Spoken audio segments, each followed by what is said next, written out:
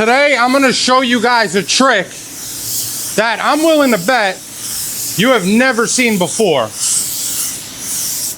And it has to do with your sealer and your sealer edge. So I found a way to eliminate any issues with your sealer edge at all. And it doesn't have to do with reducing, and it doesn't have to do with the wet bed. It doesn't have to do with any of that. Actually, there's no additional steps at all to make this work. I did upload a video, a short video on my Instagram showing this trick. But today we're painting a metallic and we're putting a new trunk and bumper on. So I'm definitely gonna go ahead and blend the quarters. And it is a little different for metallics, so I'm gonna show you guys how to do that in this video. So first things first, we're gonna put our sealer on wherever we have to blend. So we're putting a trunk, so we have to go here on the edge, and our bumper will go right there on the edge. The first important thing is you cannot apply it like you apply your color, meaning you cannot fan it out. This trick will not work if you fan it out. You have to spray it where you're leaving somewhat of a hard edge, but don't intentionally tilt your gun and leave a harder edge. You just need some build on an edge for this to work. Once you have your sealer on, immediately start blowing your air right up against that edge. This is gonna smooth your sealer edge out on a microscopic level. And you guys are gonna see, once we start applying our color, exactly how easily we get rid of this edge without having to do anything.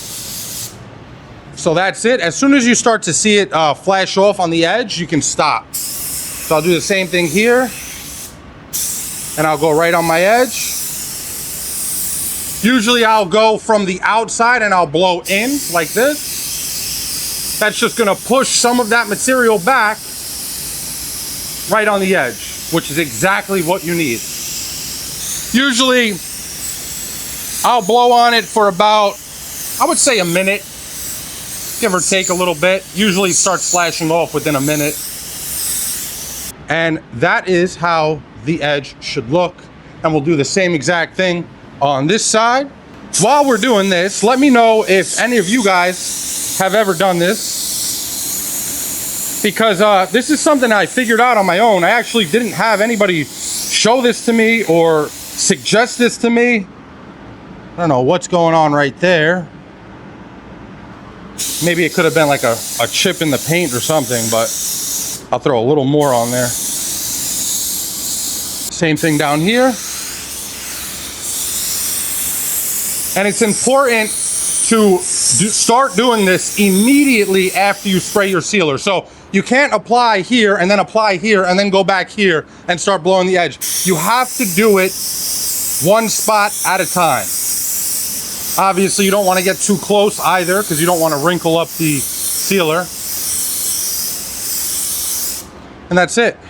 We'll let that finish flashing off. We'll come back and we'll start laying our color. Now, the first most important thing, whether you're spraying a metallic or non-metallic color, make sure that your sealer is completely flashed off. And no, that doesn't mean, oh, it's dry so I can go into base coat. No, if your TDS says 15 minutes, wait 15 minutes. Even if it feels like it's dry after 10, wait the full 15 minutes.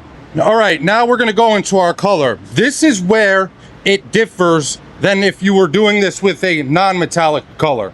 Your first coat, do not put on a sopping wet coat. You want to just put on a medium wet coat, going just past the edges, just like that. If you guys know how I normally paint, I would intentionally put on a very wet coat here and make sure that my sealer is completely covered. But when you're using this method, you cannot do that. Otherwise, it most likely won't work, or it just won't be as effective. So same thing here. This is gonna save you a lot of time and a lot of headaches. All right, now we're all set for our second coat. Now is when I will give it a wet coat right over where I put my sealer. And then I'll do a little blend out right after that. And we'll do the same thing on the other side. You can already kind of see how that sealer edge is not going to cause any issues here.